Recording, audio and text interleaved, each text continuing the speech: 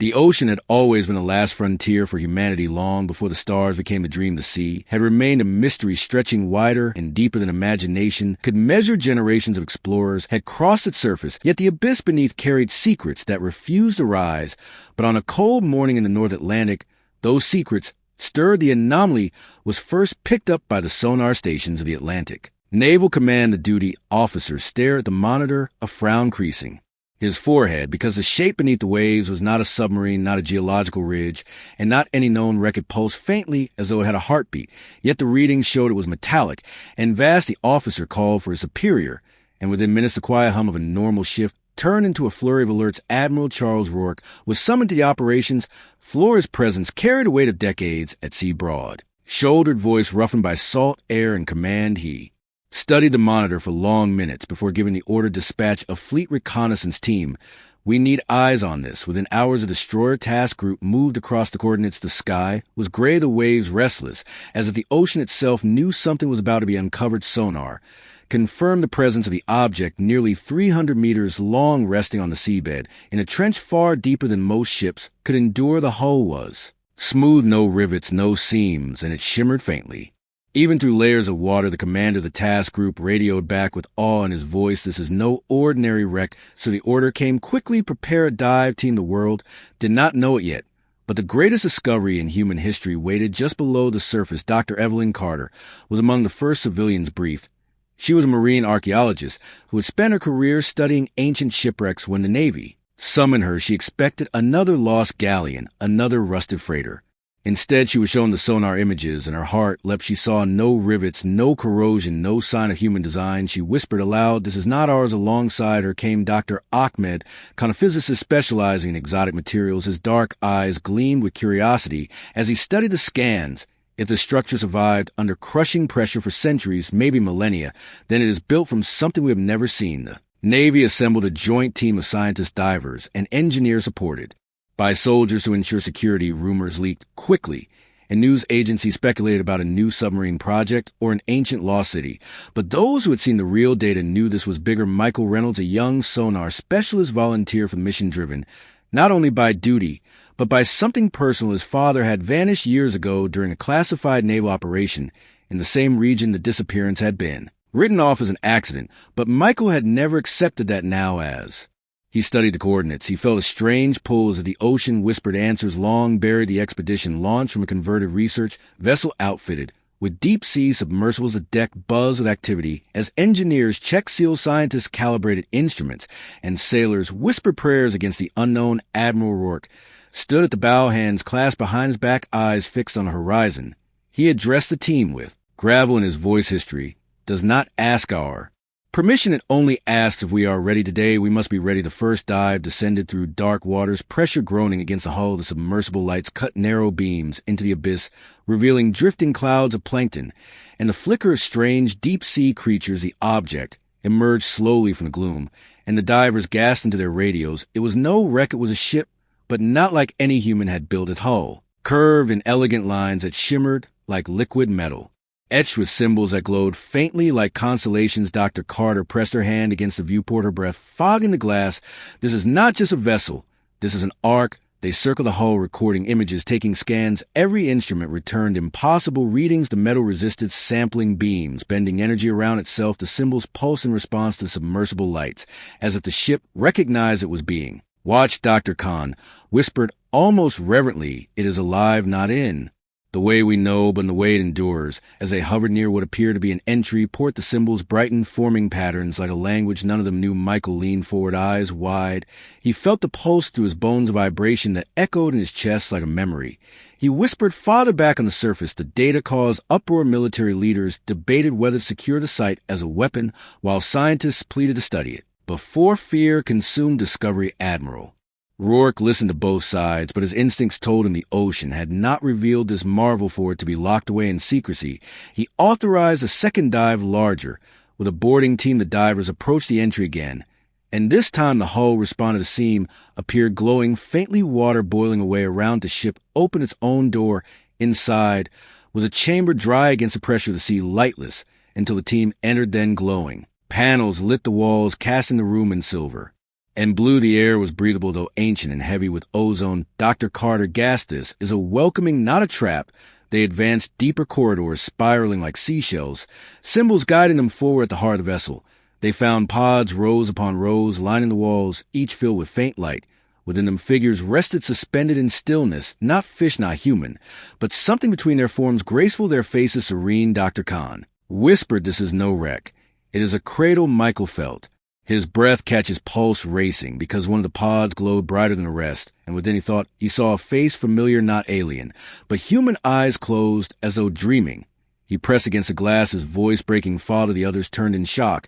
But before they could question, the ship trembled, the lights pulsed faster, symbols racing along the walls. Lyra's voice filled the chamber, but not in words and tones, like music resonating through there. Bones, the Ark had awakened. The team scrambled radios, crackling with panic. Admiral Rourke's voice demanded reports, but all Michael could say was it knows we are here, and in that moment, every pod lit at once, casting the chamber in brilliant light, as the alien Ark prepared to reveal why it had waited beneath the waves for centuries. The chamber blazed with living light, and every surface of the Ark seemed to breathe. Panels that had been dull began to glow in waves like tides rolling. Across the shore, the team stood frozen between wonder and fear, while the ocean itself pressed against the hull like a sleeping giant shifting in its dreams. Admiral Rourke spoke through the radios from the surface, his voice steady through static report.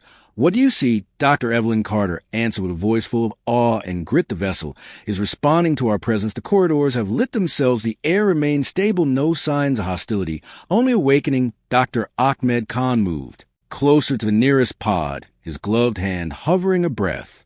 From the glass inside to being curled like a question, yet there was grace in every line. Fins that were almost hands, a face that could have been carved from moonlight. He whispered in a tone that carried both science and prayer. "Not a weapon, a people." Michael Reynolds did not hear them. Clearly his eyes were locked on a single pod that glowed brighter than all the others. Behind the glass rested a human man with hair gone silver and a jawline he knew as well as his own reflection. The pod haloed his face with soft light. Michael reached out with trembling fingers. Father, the Ark answered with a low tone that rolled through the chamber like thunder, softened by distance. Light ran along the ribs of the walls and pooled at Michael's feet, as if the ship were mapping his outline. Symbols rose from the panels and arranged themselves into patterns that resembled constellations. Dr. Carter followed the shifting patterns with sharp eyes. "It is language. It is saying welcome." It seemed open in the floor, not a trapdoor, and not a thread. A gentle widening like a flower at dawn within the hollow stood a column shaped like a tuning fork wrapped in living silver. Dr. Khan leaned in a field generator, or something like a translator. If it is asking to be understood, this may be how the column hummed, and threads of light reached for their suits, not touching, not forcing, simply waiting. Dr. Carter lifted her hand, and the threads braided across her palm like rain on warm stone. She drew a shuddering breath. "I hear it." Not with ears, with the bones. Michael felt the same threads brush his forearm like the memory of a wave. He saw flashes behind his eyes. Coastlines under unfamiliar suns, children swimming in a sea that glittered like liquid glass, a sky full of moons. He wavered, and the team steadied him before he fell. Admiral Rourke spoke again, calm but insistent. "Bring back what you can, but do not wake anything you cannot put back to sleep." Dr. Carter answered with honesty. "Sir, we may not have a choice. The Ark has chosen to wake itself." At the far end of the chamber, a doorway unfolded like a ribbon. Beyond it, a corridor spiraled down toward the core of the Arc. Light pulsed along the path in a slow rhythm, an invitation. Dr. Khan checked the gauges, pressure holding oxygen stable. If it wanted us gone, it could push us out with thought. Instead, it is drawing us deeper. They moved as a unit, two divers forward to sweep. Carter and Khan in the center, Michael near the rear with a camera rig and a heart beating like a hammer. As they descended, the skin of the Ark shifted from metal to something softer. It rippled with their footsteps, then stilled. The floor felt like a shoreline at low tide, firm and forgiving. They entered a gallery where the ceiling arched like the inside of a giant seashell. In the center floated a sphere of water held together by force alone. Within the sphere swam tiny lights that moved in schools, forming symbols and then dissolving. Dr. Carter laughed softly, the way a child laughs at the first snow. A museum, a memory hall. She touched the field with a fingertip, and the sphere unfolded into a curtain that did not spill. Images poured across it. Cities grown from coral spirals, families with silver skin and deep dark eyes, vessels diving between stars.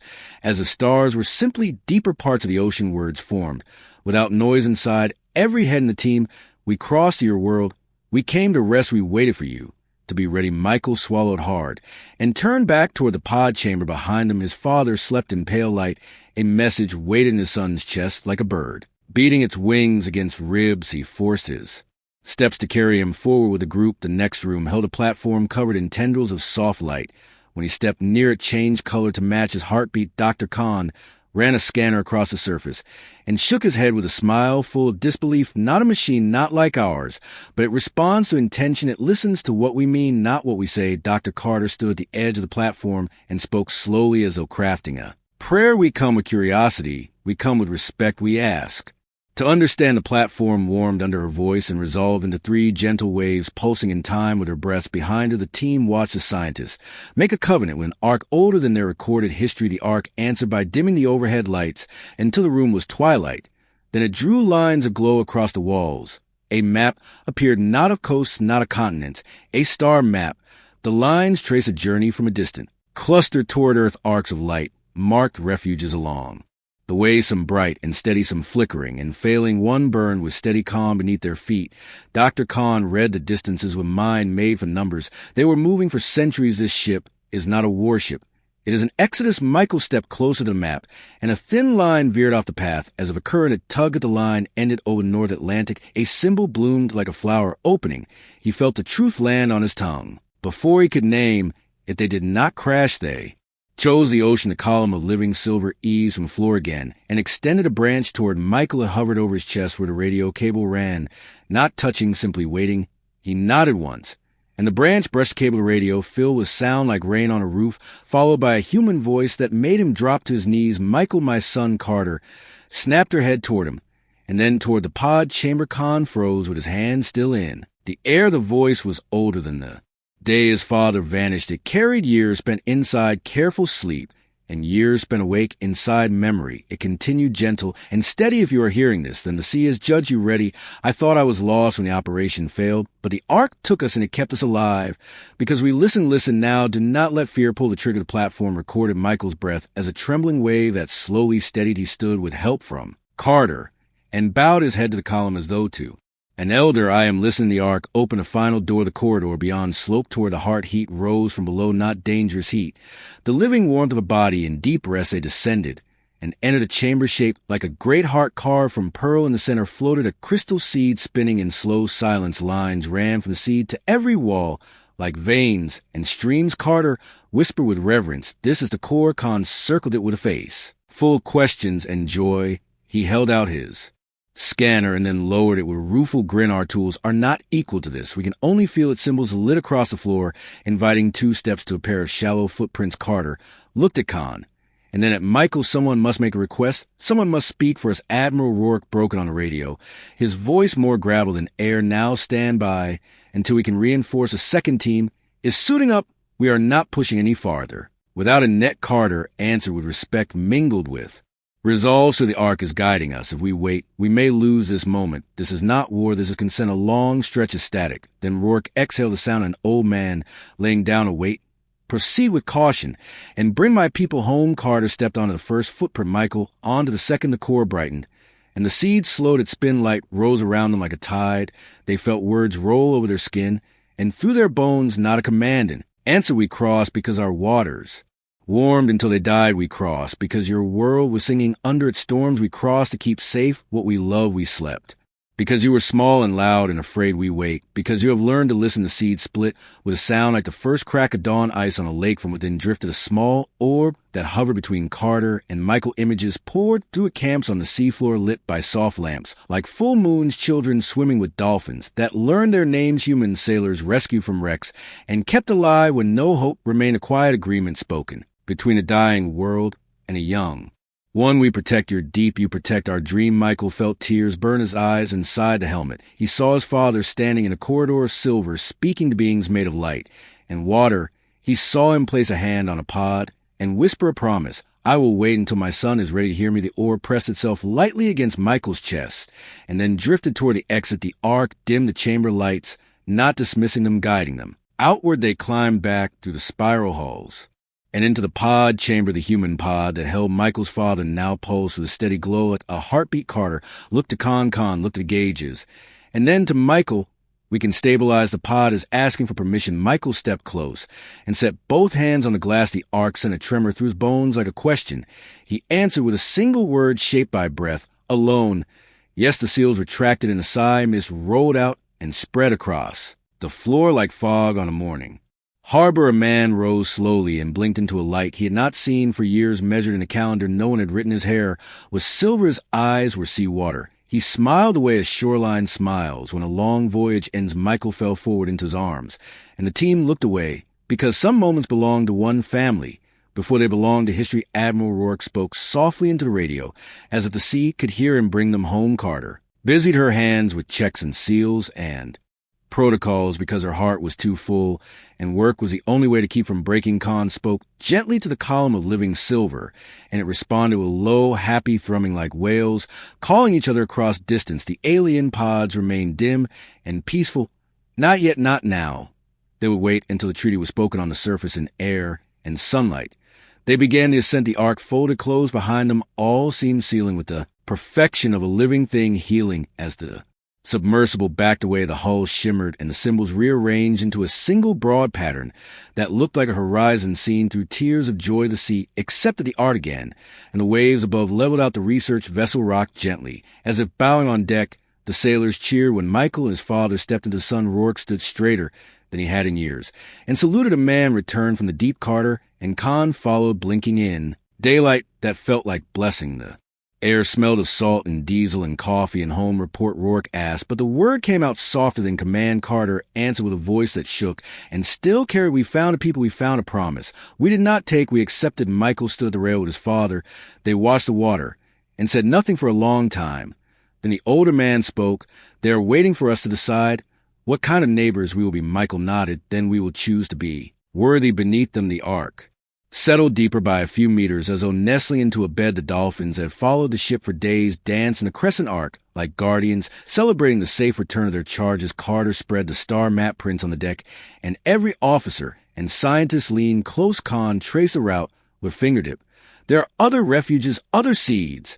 If we honor this bond, we may be invited to meet them. Rourke rested both hands on the rail and looked out over the gray-blue expanse. The world will want to know if this is a threat. He turned to Carter and Khan, and then to Michael and his father. You will tell them it is a gift, and we will defend the right to treat it as such. The sun broke through the clouds and laid a road of light across the Atlantic. The ship turned toward harbor.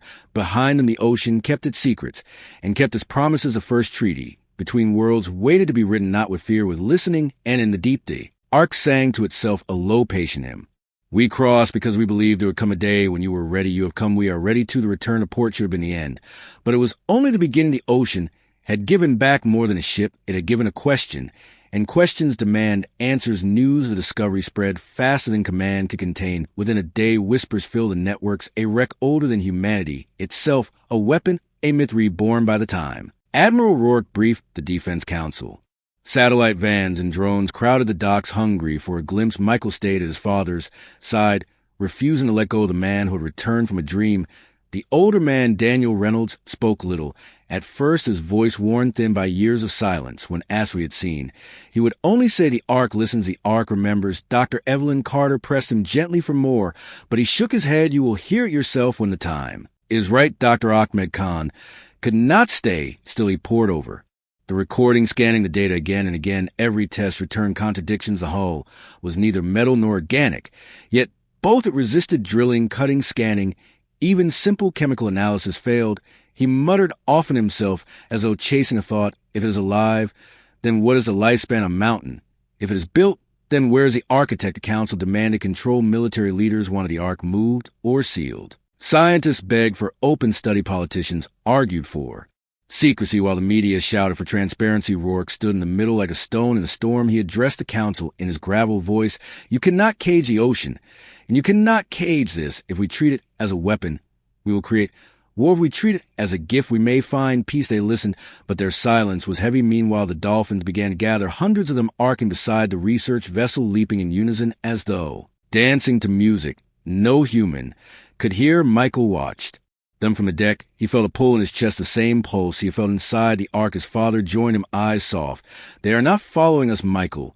They are following it. The Ark calls them. They have always heard at night. Michael dreamed of water. He dreamed of corridors that spiraled like shells and voices that spoke not in words but in tides. He woke with salt on his lips, though his cabin was dry. His father sat nearby awake, watching to see Daniel. Said quietly, the Ark does not sleep it. Sings you hear it too on the third day the ocean. Shifted a storm rose, without warning black clouds, churning the horizon waves, hammered the hull of the research vessel. But the dolphins did not flee. Instead, they circled tighter around the ship, guiding it through the swell. Sailors stared in disbelief as the animals led them safely. While lightning split the sky, Rourke gripped the rail, muttering, "If this is coincidence, it is the strangest I have ever seen." When the storm passed, the water calmed as, though soothed by unseen hands beneath the surface, sonar picked up movement, not one arc, but many smaller shapes forming a ring around the trench. They were not hostile. They hovered in silence, like sentinels. Carter leaned over the screen, breath catching escorts. The Ark is not alone. Khan's hands trembled over the console. He whispered, "This is not a wreck, not a relic. This is a fleet asleep beneath us." Daniel Reynolds closed his eyes, as though hearing a distant call. He spoke with certainty. "They are waiting for the decision." The Ark woke, because it judged us ready, but ready for what Michael asked. His father placed a weather hand on his son's shoulder to choose to join or to turn away. That night, Carter gathered the team in the galley. She spread sketches of star map across the table. Each point marked a refuge, a place where other arcs might rest. If this is true, she said, then Earth is not alone. We are one shore of a vast ocean, and somewhere out there are others waiting. Rourke listened, his face carved from stone. "You are asking me to believe in a covenant with ghosts?" Carter shook her head. "No." With neighbors, Michael looked around the table at soldiers and scientists, men and women who had risked their lives in the depths. He spoke with quiet conviction. "My father survived because he listened. The Ark chose to trust him, and now it has chosen to trust us. If we turn this into fear, we will betray that trust. If we answer with courage, maybe we can be more than we ever dreamed." The room fell into silence, broken only by the hum of the engines. Carter's voice trembled with the weight of truth. "History has knocked at our door. We must decide how to answer." Outside, the dolphins leapt silver against the moonlight, circling the vessel like guardians, and beneath the wave the Ark pulsed with soft light, as though waiting for humanity's reply. The council chambers in Washington buzzed like a hive of unsettled bees. Military uniforms filled one side of the long table. Scientists filled the other. Journalists pressed against the glass outside, demanding answers. Admiral Rourke stood at the center, hands braced on the table, his gravel voice cutting through the clamor. The Ark is not salvage. It is not spoils. It is not a weapon you can point at rivals. It is a covenant. Dr. Evelyn Carter sat beside him, her sketches of the star map spread across the table. She pointed to the constellation lines traced in alien light. "This is not random decoration. This is a map of routes across the stars. The Ark is one of many. If we treat this as property, we risk more than we can imagine." Dr. Ahmed Khan spoke next, his dark eyes lit with both fear and fascination. "We cannot even begin to comprehend the technology in that hull. Our tools cannot scratch it. Our scans cannot parse it. We are children staring at a cathedral carved from galaxies. If we act with arrogance, it may close itself to us forever." A general slammed his fist on the table. "Enough of poetry. If it is a fortress, then it belongs to national defense. If it carries weapons, we cannot afford to leave it in the ocean. The world is not kind." "Admiral Rourke, you know that better than most." Before Rourke could answer, the door opened. Michael Reynolds entered, flanked by security. His father, Daniel, walked slowly behind him, pale from years of sleep, but steady with purpose. Michael addressed the council with a voice that carried more conviction than his youth should allow. "You debate control, but you forget consent. The Ark does not belong to us. We belong to the choice it offers." Daniel stepped forward, his presence silencing the room. He spoke with a voice worn but strong. "The Ark kept me alive when I should have drowned. It showed me visions of children swimming in seas of light. It told me to wait until humanity was ready to listen. If you turn this into war, you will prove it wrong. If you listen, you may prove it right." Silence thickened until the council chair finally spoke. "What do you propose?" Daniel answered, "Simply, we ask." And so a delegation returned to the Atlantic research vessel, representatives of nations of science, of faith. Michael, Carter, Khan, Rourke, Daniel. They boarded a submersible together, descending into the depths once more toward the shimmering hull of the Ark. Dolphins followed, weaving patterns in the water. Like escorts of the deep, the Ark responded before they touched it. Symbols bloomed across the hull lines of light. Opening a corridor, the submersible slid inside. And once again they stood in the chamber of pods. The alien forms still rested in serene silence. But the human pod remained open, a reminder that this was not dream, but truth. The column of living silver rose from the Floor waiting in tension, Carter stepped forward, her voice steady. We come not as owners, but as neighbors. We ask if you will speak with us. The ark pulsed with waves of light. The pods glowed, then dimmed. The walls shimmered with constellations, forming words not in sound, but in shared thought. You listened, you saved one of your own. You returned with respect.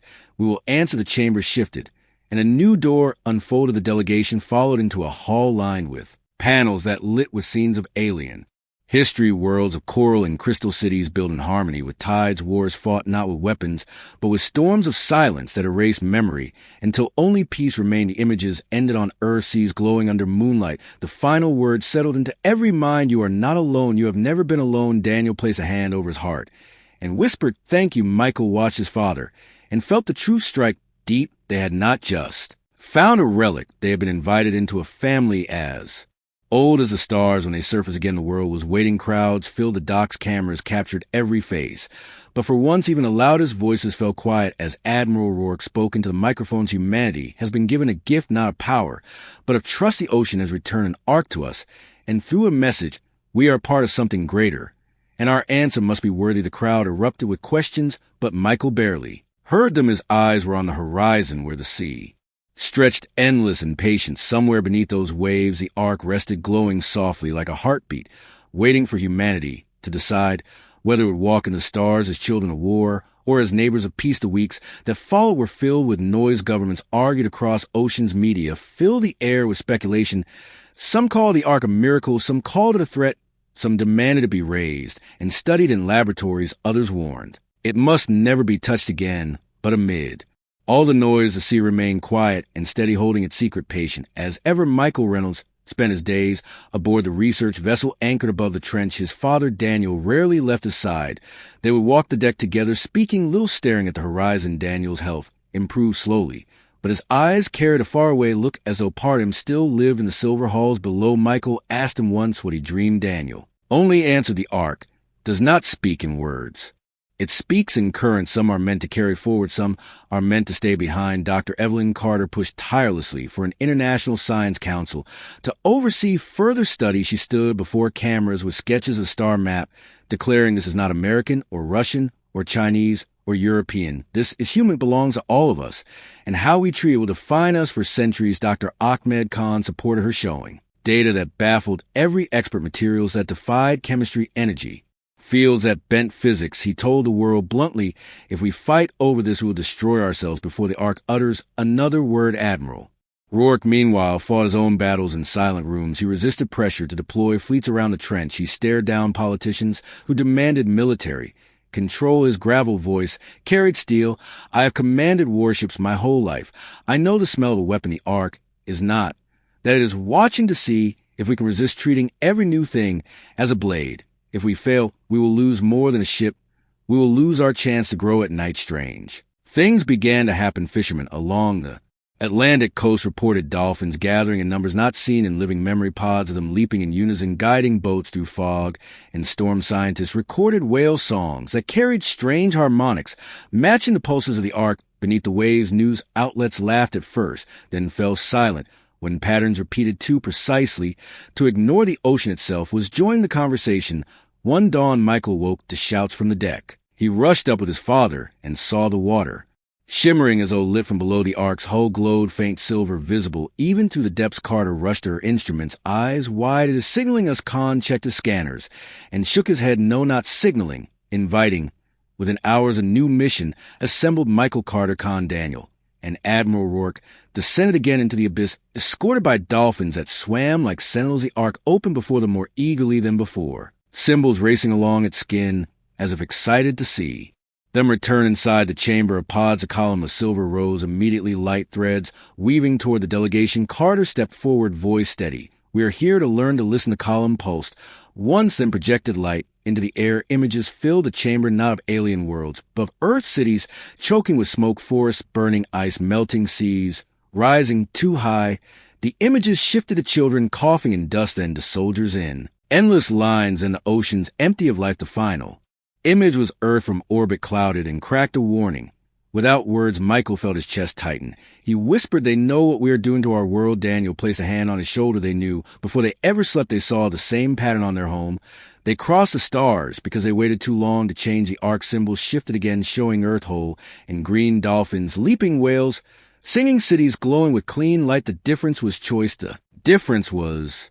Well, Arya Carter's eyes filled with tears. She spoke to the column. "You ask us to choose a pulse," and reply, "Yes." For the first time, Admiral Rourke stepped forward, his voice rough but firm. "We are not a perfect people. We fight too much. We fear too quickly. But we protect our children, and we honor our dead. If you give us a chance, we can choose better." He saluted the column, not as soldier to weapon, but as sailor to see the chamber dimmed and brighten. The arc responded by opening another corridor. Not downward this time, but upward, a tunnel of light leading to the ocean above, guiding them back to the surface. As they ascended, the dolphins swam with them, leaping around the submersible in celebration. When they broke the surface, the world was waiting, but this time the message was clear. The Ark had spoken, not in weapons, not in threats, but in visions. The choice was now in human hands, whether they would meet the gift with war or with wonder. Michael stood beside his father on the deck watching the horizon. Daniel said softly, "The Ark is done waiting now. It watches us." Michael nodded. "The next move belongs to humanity." And beneath them, the alien Ark pulsed once more like a heart, steady and patient, reminding them that the ocean never forgets and never hurries. It only waits to see who will listen. The storm of debate swept across the globe, louder than any tempest. At sea, governments summoned emergency council, security agencies demanded closed borders. Scientists begged for open collaboration. Faith leaders called for humility in the face of creation. And all the while, the alien Ark slept beneath the Atlantic, its glow dim but steady, as if unconcerned with the noise above. On the deck of the research vessel, Michael Reynolds stood with his father, watching the sunrise. Daniel's eyes carried shadows of years he had lost. And yet he spoke with calm conviction. "The sea is testing us." Michael, not with strength, not with fire, with patience. Michael nodded, silently knowing his father was right. Dr. Evelyn Carter worked day and night at her console, sketching maps, compiling data, tracing the constellations etched into hull. She argued fiercely on live broadcasts with ministers and generals. "The Ark is not ours to own, it is ours to answer. If we lock it away, it will close itself forever. If we listen, we may walk into a larger story." Dr. Ahmed Khan stood beside her with his endless energy, showing charts of impossible alloys and energy curves. He told interviewers, "Bluntly, you want weapons, you want profit, then you will get nothing. But if you approach with humility, you may inherit the stars." Admiral Rourke faced pressure on every side. The council demanded he move fleets around the trench. Rival nations sent submarines to shadow the research ship. Rourke responded with the same gravel voice that carried him through wars. "You surround the Ark with guns, you will learn the cost of arrogance faster than you can imagine." He stared down every politician with the steel of an old sailor who had buried too many men to gamble again. But the Ark itself began to speak in ways no council could ignore. Whales sang in new frequencies, carried across thousands of miles. Sonar buoys picked up patterns too regular to be chance. Fishermen reported pods of dolphins forming walls around naval vessels that tried to approach without permission. Carter listened to recordings and whispered, "There's voice. They are asking us to stop fighting and start listening." Michael dreamed again of the silver hulls of tide like corridors of pods that breathed light. In his dream, he stood before the crystal core and heard his father's voice, not beside him, but inside him. Daniel explained later, "The Ark connects in currents. It remembers. Through us you are part of it." Now, one evening, as the sun bled red into the sea, the Ark stirred. Once more its glow brightened, strong enough to shimmer through the waves. The dolphins gathered in hundreds, surrounding the trench, leaping in spirals. The research crew scrambled to their stations. Khan shouted across the deck, "It is signaling again." Rourke ordered submersibles ready. Now the delegation descended once more. Michael, Daniel, Carter, Khan, Rourke. The Ark opened its passage eagerly, this time symbols rushing like rivers of light, guiding them into a great chamber of pods. A column of silver rose high, threads weaving into a pattern more intricate than before. Carter held her breath. "It is ready to speak." The threads touched each of them, gently carrying images into their bones. They saw a world drowned by rising seas, cities swallowed by storms, families fleeing across collapsing coasts. Then they saw the journey starships shaped like shells diving between suns, caravans of light carrying children across black oceans. Finally, they saw Earth bright and green waves full of life, mountains, proud skies. Clear a choice between two tides. Michael staggered under the weight of the vision. He whispered aloud, "They fled their dying home to say what they loved. And now they are showing us our own reflection." Daniel steadied his son, his voice deep with certainty. "They are asking if we will repeat their mistakes, or learn from them. The column pulsed brighter, forming words and thought, not sound two paths. Remain, choose. Carter, razor chin, tears in her eyes. We choose life. We choose to protect what we have added. We choose to learn not to conquer. Rourke straightened like a man before a court-martial and said with iron, we choose to stand worthy, or we do not stand at all. The arc dimmed, then glowed in waves rolling outward like ripples across water pods along the walls flickered, but did not open instead.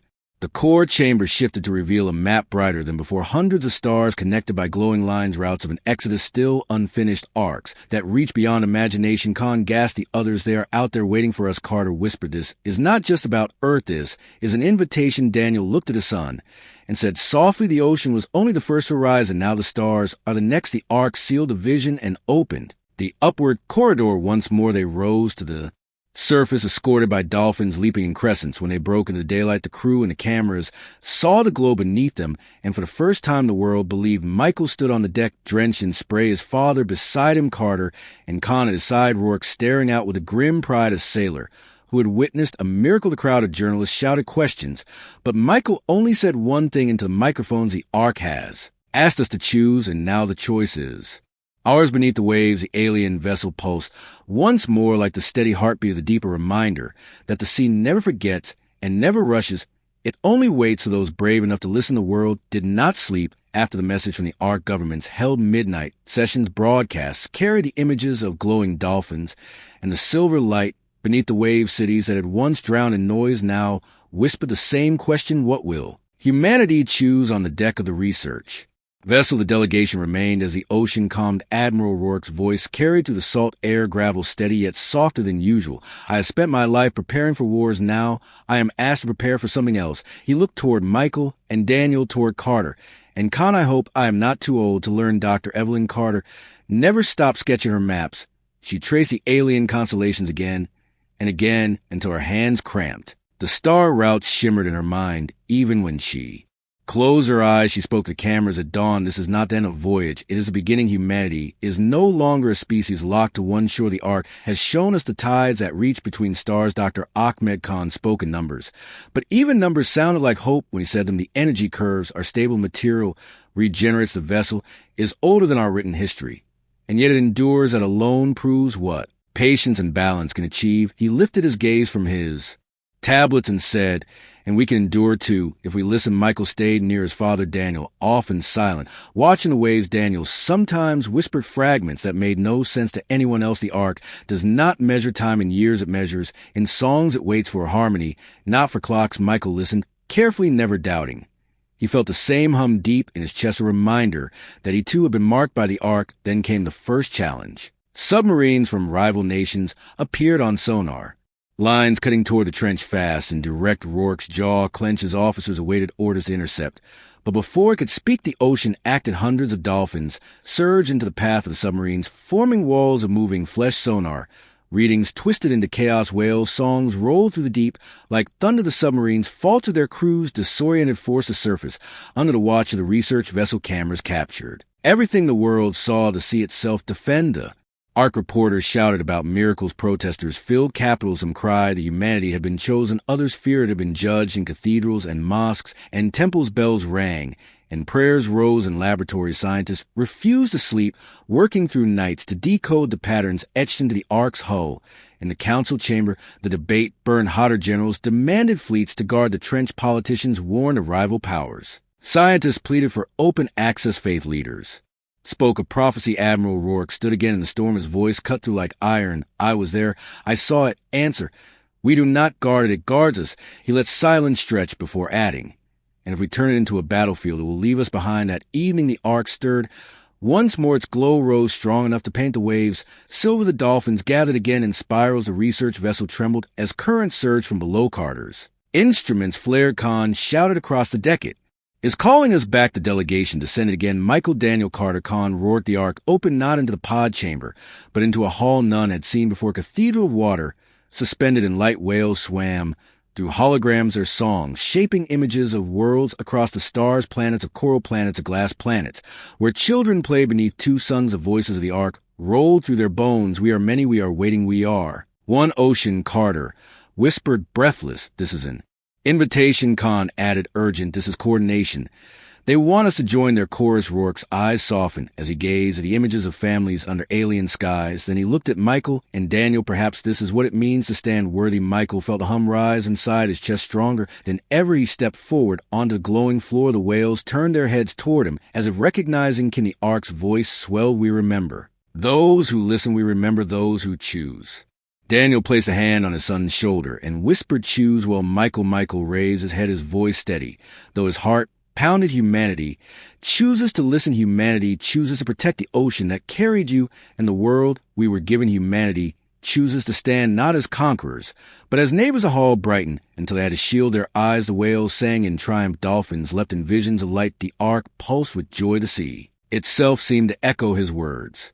When they returned to the surface, the world awaited. Michael spoke to the cameras, his father standing beside him. The ark has given us a choice. We can walk into the stars as children of war, or we can walk as family. We have chosen family. Crowds across continents erupted in cheers and tears. For first time in generations, hope outweighed fear.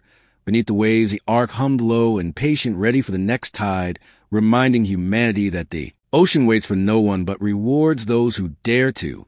Listen, the days that followed carried a weight unlike any in living memory. Nations paused their quarrels, churches lifted prayers, scientists worked side by side. Without borders, the ocean had spoken, and for once humanity listened. The research vessel above the trench became the heart of the world. Cameras pointed outward to the sea, waiting for the next shimmer of silver light. Michael Reynolds felt the hum in his chest every morning, like a heartbeat that was not his own. His father, Daniel, sat with him on the deck, wrapped in a blanket, his eyes calmer than ever before. The ark had carried him through silence for years, and now that silence had turned into song. Daniel would whisper at dawn, the sea remembers, the sea forgives, the sea waits. Michael believed him. Dr. Evelyn Carter spent her hours shaping the first draft of what she called the Covenant of the Deep. It was not a treaty of borders or weapons, it was a promise. She wrote, humanity accepts the gift of the ark, not as possession, but as invitation. Humanity swears to protect the oceans of earth and honor the memory of the people who crossed the stars. Humanity chooses to stand as neighbors, not masters. Dr. Ahmed Khan labored beside her, converting star maps into coordinates, overlaying them with human charts. Every line, every arc was proof that humanity's story was just a chapter in a greater book. He told anyone who would listen, this is not the end of exploration. It is a beginning.